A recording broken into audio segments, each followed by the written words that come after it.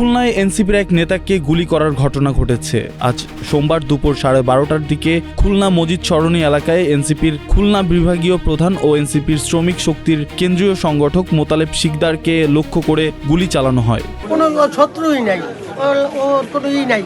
আমি এই সকালবেলা হঠাৎ তুলছি, জীবনে কেউ একটু আসরও দেয় না, নখ দিয়ে আসর দেয় না, মানে ও তো অভদ্রতা থাকে নাই।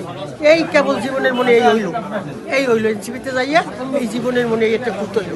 আর কিছু হয় না, কিছুই না। আমি তো রাত্রে ফোন দিলাম, আমি 250 বেটা আছি, আমাদের একটা রুগী আছে।